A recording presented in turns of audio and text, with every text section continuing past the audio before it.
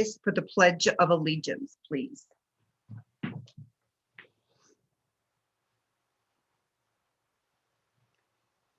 I pledge allegiance to the flag of the United States of America and to the republic for which it stands, one nation, under God, indivisible, with freedom and country for all.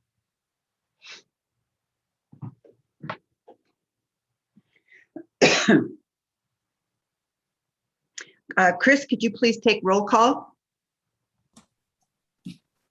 Darlene Shottle, Present. Tammy Lacey, I'm here. Good morning. Ann Keith, Here. Susie Hedlund, Mary Heller, Jane Hammond. Jane, you're muted. You're muted. I see you though. Madeline Quinlan. Madeline has actually experienced some computer difficulties, so she's going to try to call and intervene shortly. Okay, perfect. Paige Lepard, Superintendent Arnson's office. Here. Commissioner Christian's office, Governor Jean Forte's office. All right, thank you.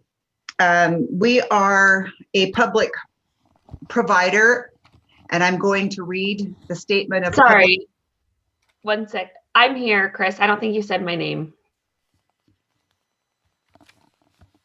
We saw Thank you though. Thanks. I've got you. Thank you. I missed you. No problem. The Board of Public Education encourages the public to participate in board discussions. Persons who wish to participate should sign in on the public comment sign-in sheet, or in this case, make your needs or your wants known to either myself or McCall, and identify themselves to the board chair or the executive director prior to the board's consideration of the matter in which the persons are concerned. Anyone wishing to participate in board discussions will be recognized by the chairperson in keeping with the normal board parliamentary procedures. The Montana Board of Public Education is a renewal unit provider, and attending a Board of Public Education meeting may qualify you to receive renewal units. 1 hour of contact time is equivalent to 1 renewal unit, up to 8 renewal units per day. Please complete the necessary information by contacting Chris Stockton to do so. Normally I'd be welcoming visitors, but I do not see that we have any visitors that are joining us today. Do you see anybody on your list there, Chris, as you look down as to who's on the Zoom call? I do not. Okay, thank you very much. At this point, I'm going to offer an opportunity for public comment. Just so we are clear and to keep the record clear, there is no public comment on licensure issues. So if anyone is offering public comment, you are offering it on items that are not on today's agenda. Do I have any public comment? Public comment. I see no public comment at this time. At this point, I would like the board members, the voting board members, to look at the agenda. And as we've mentioned before, it's in 1 item agenda under the licensure committee. And I would ask if I have someone that would adopt the agenda. Madam Chair, I move to adopt the agenda as published. Thank you. For a second. I'll second Ann Keith. Thank you. It has been moved by Vice Chair Lacey, seconded by Board Member Keith, that we adopt the agenda as published. Is there any public comment? Board member comment? Seeing none, all in favor signify by saying aye. Aye. Hi. Opposed, same sign. Thank you. Before we move to our agenda item for today, because it is a licensure item and we don't always do licensure items by Zoom, I think it is important for us to remember how we would comport ourselves in a licensure hearing. And I am going to read some language that was included in a letter that was sent to Mr. Medicine Hawk, the individual that we will have under consideration today. So for all of us involved, please just take a moment and listen to this. The board has the authority to regulate the course of the hearing. A failure to comply with the board's schedule may result in default order. A failure to maintain decorum, to maintain respect for the process and the participants, and a failure to follow the orderly procedure set by the board for a hearing may result in further orders to assure the conduct of a fair hearing. The method and scope of the presentation of evidence at the hearing, as well as the conduct of the hearing, is in the control and conduct of the parties, including conduct which is disruptive or constitutes contempt, may limit the course of the hearing. And one final note, and that's to those of us that are on the board. Since we are sitting as a board on a licensure matter today, I don't know how long this will take, but please note that we do need to stay face-to-face during this. And I'm hoping that Madeline will be able to get on and join us. I'm here. Oh, good. There you are. Hi. Glad to have you, Board Member Quinlan. Thank you. That we need to, as I was saying, that we need to stay on the hearing face-to-face. And so if it were ever to be reviewed, we'd be able to demonstrate that we were there and conducting ourselves and paying attention to all the matters and the evidentiary materials that are being presented to us. And I thank you in advance for your time and your information that we will be sharing and discussing today. At this point, and I'm just checking before I turn it over to Tammy Lacey, the chair of the Licensure Committee, I do not see Mr. Medicine Hawk online. Have we received any information from him at the Board of Public Education or in any other venue that indicates to us whether or not that he will be in attendance at this hearing today? Madam Chair, we have not received anything at the Office for the Board of Public Ed. And I would turn it over to Ms. Catherine Orr, our legal counsel, to hear if she's heard anything from him. Ms. Orr?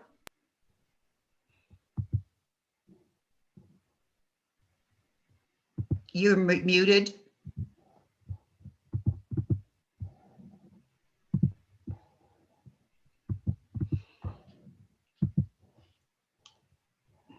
Ms. Orr, we can't hear you.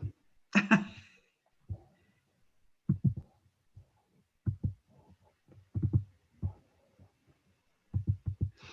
think you're having an audio glitch perhaps, but we still can't hear you, Ms. Orr.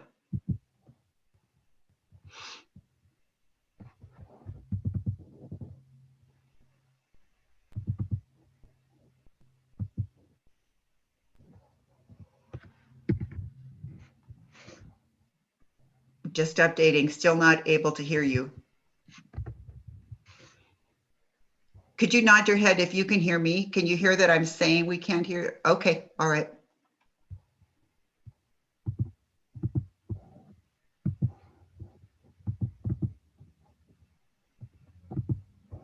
Catherine, I will try to ask you to unmute from our end and see if that does anything. I just prompted you guys to unmute.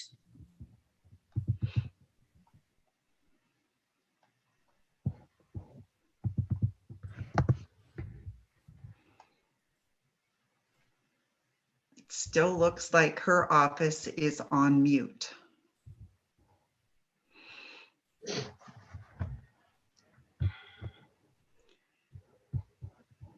Do we need to, you know what, I'm going to take. Oh, there they go. Oh, did we get it? Say hello, Ms. Orr. Hello, can you hear me? Yes, we can. Oh, the Yay. eagle has landed. There we go. Okay. These technological advancements have pluses and minuses. At any rate, appreciate the opportunity to be here. And in reference to your question, Chairwoman Schottel, we have heard affirmatively from Mr. Medicine Hawk that he was not going to participate today. Right, thank you. That's what I wanted to know, if we had heard anything. Yes. Given that, I am going to turn this over to the Licensure Committee, and Chair Lacey, if you would please take on this agenda item. Thank you, Chair Shottle. And I'll just kind of briefly describe the process that we will utilize today for Board of Public Ed case number 2020-10, Medicine Hawk. I will start with kind of a quick review of where we've been through this process. So October 26, 2020, notification was sent of a hearing to decide if the Board of Public Ed was going to move to a contested case on January 15th, 2021 at our regular scheduled meeting. Then we had our regular scheduled meeting on January 15th, 2021. We reviewed the evidence and the investigation determined that the Board of Public Ed would move forward to a hearing. At that time, we were thinking that that would be at our March meeting. And notification was sent regarding that. And we did not have that hearing on March 2021. We felt that there was more time needed so that Mr. Medicine Hawk could gather up the evidence so we could hear and see anything that he wanted to present to us. And we wanted that to be in an organized fashion so that we could make sure that we understood the information. So notification was again sent. Then on May 18th, 2021, a scheduling conference was held. And at that meeting, it was determined that the hearing would be held today on August 10th. Notification then was followed up for that hearing. On July 28th, 2021, there was another hearing after we appointed Catherine Orr as our hearing officer. So the Board of Public Ed did not attend that hearing, the members didn't, but our appointed hearing officer for that specific reason, Catherine Orr attended that, and they then looked at the evidence, all of the evidence, and then OPI stipulated which items that they would like included, and Board of Public Ed members have received that both electronically and in hard copy. Mr. Medicine Hawk didn't attend that, but nevertheless, there are exhibits for Mr. Medicine Hawk. There are 5 of those exhibits that were stipulated and were also included in our packet. So given that Mr. Medicine Hawk has been given fair notice, multiple opportunities to participate in the due process that's been afforded, we will proceed with today's hearing even in his absence. Typically in hearings such as this, both parties would make an opening statement, and then we would look at OPI to provide testimony and evidence. The board would then ask questions during that presentation of testimony and evidence, and Mr. Medicine Hawk would be allowed to cross-examine the Office of Public Instruction's witnesses and the Office of Public Instruction. And then Mr. Medicine Hawk would have his testimony and his evidence, and OPI would be able to cross-examine that. In Mr. Medicine Hawk's absence, we won't have that last part. So then we'll move into closing arguments from the Office of Public Instruction. We feel that this provides a fair opportunity to look at all of the information, including Mr. Medicine Hawk's exhibits before us. Ms. Orr, do you have anything to add to that process? Chairman Lacey, the only thing I would add is if you don't mind at this time, OPI's exhibits 1 through 31 were admitted and are part of this record. And Mr. Medicine Hawk's exhibits A through E are also admitted and are part of this record. Great, thank you very much. Do any board members have any questions about the process that we're going to be moving through today? Okay, so I believe at this time we'll need to ask Mr. Lael and Ms. Jewell. We'll put you in the waiting room as you are witnesses, and you will be called in and sworn in at the time that OPI calls their witnesses. So we'll bring you forth at that time. Do you have any questions or any problems waiting for that to happen? Great, thank you so much. And we'll see you after you're in the waiting room for a while. Thank you. Chair Lacey, do we need to go on record to indicate that this is a closed session? Oh, yes. Thank you. Appreciate that. And I think Chair Shottle, you have to do that, but I would recommend that there are privacy issues. There are student issues, student names that may come up that because this involved student IEP specifically. My recommendation would be that that the right to privacy of those students outweighs the public's right to know. And so I would recommend that we go into the closed session. And I agree with your recommendation, and I will move this to a closed session hearing see if I can find my time here. The time is 10:17 a.m. and we will be in closed session, and we return to open session for a vote at the end of the evidentiary component of this hearing.